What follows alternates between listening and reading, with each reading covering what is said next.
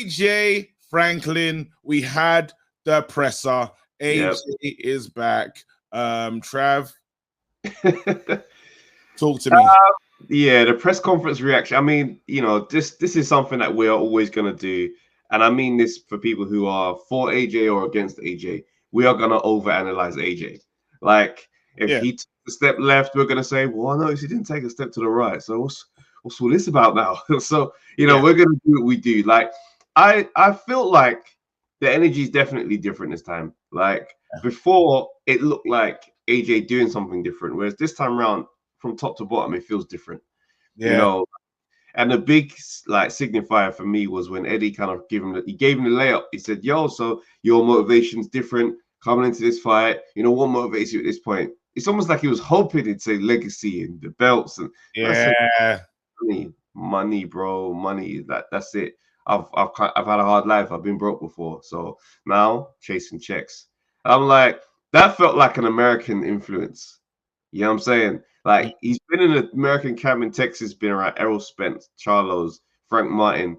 You know, this is good company to be around. And you know, you hear Errol Spence and Charlos and a man talk. They're not playing with you at the presser. Yeah, I mean, talk to one of them Charlos. That brother's gonna call you. I remember what you said. Get out. You know what I'm saying? So I feel like that energy is kind of rubbing off, and I'm glad to see it. And more so, it's not that I'm glad to see him be dismissive or nonchalant or rude or anything specific that he said. I'm glad to see him not care as much. And that's the funny thing. That's we've always said about AJ that, and he is the story. End of the day, we can't forget, we can't pretend. And I don't even apologize for it, bro. End of the day, you're the top of the mountain, fam. So we're gonna talk about whatever you've done. That's right. We have to talk about you, the top of the mountain guy. Now, everything comes with it. But I think what we're seeing right now is jaded AJ. I don't think we're seeing, again, this is AJ that was always wanting to impress the fans, always want to live up to expectations of that other people put on him, Olympic talent. You know, there's been so much again, and there's a lot of pressure has been on his shoulders, right? Then after, I think in so many moments, there's the BLM moment that he had where he read something that someone else wrote. He had the losses. You know, back-to-back losses, the Ruiz one where something wasn't right. He actually alludes. He said, if you look at my walkthrough, but something was clearly wrong. He said, well, we thought something was wrong, but again, thanks for giving us that and just keeping it. Would love to know more.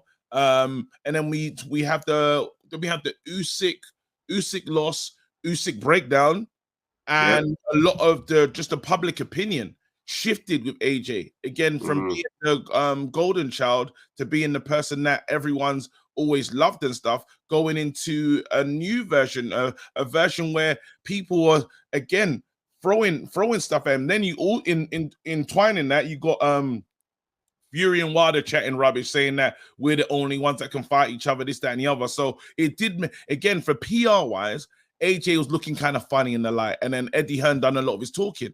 Now what you've seen is the distances where AJ looks like he's running things. So I don't think it's like AJ's truly changed. I think one, he doesn't care no more.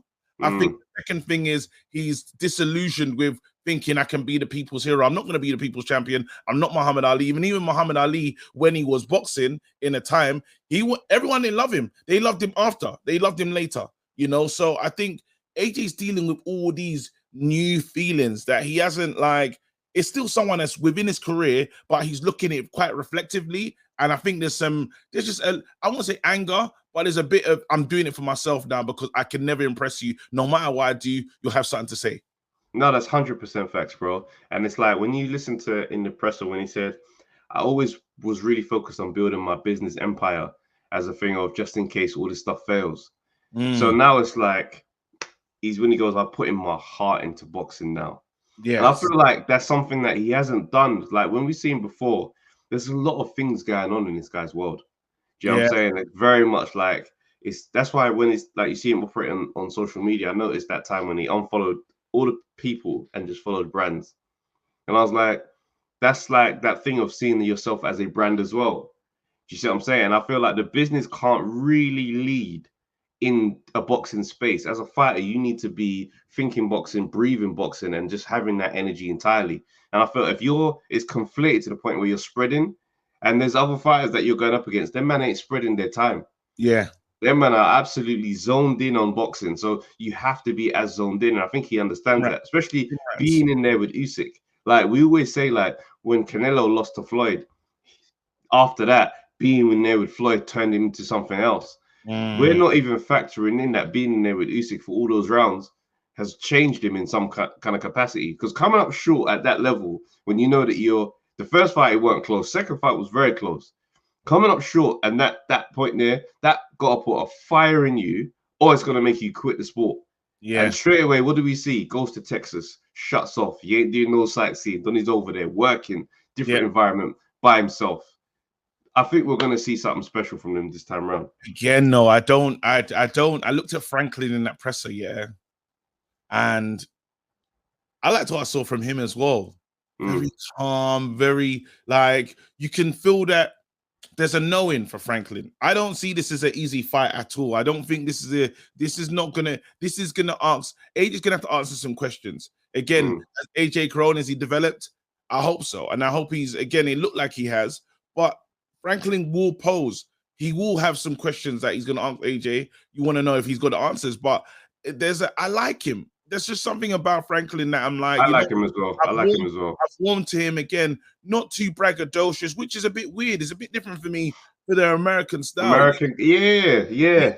Americans are telling you how they're gonna knock you out, when they're gonna knock you out, what you always like, and it's just like he just knows he belongs at this level. When you listen to him, he's like, I deserve to be here, And I think it's one of those things. Even the way he spoke about not like losing to Dylan, he ain't making mad excuses now. He's like, I went back, I did the work, I did this, I've done this. He's looking at turning every stone. I love to see when a boxer becomes like zeroed in and honed in on boxing. And what was showing in that moment on that presser was there's two guys sitting at a table that understand what this moment is. Now, I don't believe under any stretch of imagination that AJ's taking Franklin lightly. He shouldn't, and he better not, because again, this is such an important fight. This is a fight. When you talk about, I know he's saying this for the money. I can't believe anyone that's done how AJ's moved and talks about, the fighters that he names when he talks about just, title defenses. When he talks about, 21, 12, like 15 title defenses, he naturally thinks in a legacy way. If you start talking about generational wealth, you're not thinking about legacy. It's there. You just parked it for a bit. So yeah, exactly. That's what I'm saying. It's there. All those ingredients are there. However, there was so much other things that you were thinking about as well. Wicked. I think it's that thing of simplifying it in your head. Yes. Do you know what I'm saying? Yeah. It's like I've had shows where I know there's a big stake at the end that I need to impress a certain person that's in the audience for a convo that we want to have. Yeah. But going into the show, it's just another show in my head. It's just another gig. Just another gig. We'll deal with whatever happens after. Like that's the way I talk to myself. So it sounds like that just displayed in front of us. Yeah. I like it. I like this fight. I know a lot of people are quite well. There's been negativity around this fight. For me, the fight makes sense. You're talking about what is he going to learn from this fight? I think you're just going to see again another short opponent that we struggled with short opponents in the past. I mean, just want to understand again, how's he going to deal with the hand speed? How's he going to deal with the different elements that's going to be brought to him? And again, it's someone that's trying to get back on track. And also, like, just to add to that, when we say like, I know Maestro on Monday Night Smoke was saying, what's this going to prepare him for? I look at him and I say, well, Ruiz, really? Like, if we really need to have an opponent that it prepares him for, like Ruiz, for a down the line fight. Yeah, he isn't gone.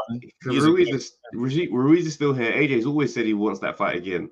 And I think that's a trilogy that is going to excite people, realistically, because, the first one, he's got the stoppage. Second one, AJ got the points. So a lot of people still have that look over the fight as if, you didn't really get it back. You said that a couple times. Yeah. And Ruiz, and again, Ruiz let himself down heavily in that. Like because of the shape he came in? Yeah. He came in, bro, Ruiz was on a bender. Ruiz couldn't believe he was the champion. So he just went crazy. You saw him like he just wasn't serious. You want to see two of the these guys in their peaks physically going at it. So you want to see. So obviously, I know that they're probably out there physical peak, but I'm just saying in the best shape of their lives, attacking each other, right? So if a trilogy is offered, I'll watch. You know, I still in the trilogy. I think it's one of those things where I think that's how you beat Ruiz. I'll be honest with you. I don't mark the points win as a huge like, oh no, you let yourself down, because you look at Lennox Lewis versus David Tua, same thing. There's some guys that's how you beat him. You go in there trying to knock him out, you're playing an unnecessary game. Well, I don't know. There's dangerous moments when Lennox was piecing up Tua like in a way that you smart. But I'm telling you, bro, it was very much like Ruiz and AJ when Tua got busy. Lennox know how to move, and when it was time, and that's just there you go. You learn from them lessons. Anyway, as I was saying, we keep it moving. All up, big up to it's nice, AJ. Big up to yourself. Big up to Franklin. It's good to see AJ back. That's what I will say. It's good to see AJ back. Yeah. And then don't forget. Let us know your thoughts on AJ in the comments. Get involved in the chat. How do you see this one going? What round do you think he's gonna win it, or do you think he might lose it? If he does lose, what next for AJ for you guys? Yo, people, thanks for watching the Undefeated podcast. Make sure you like, subscribe, share, leave a comment, and all that good stuff, man. This is the place to be.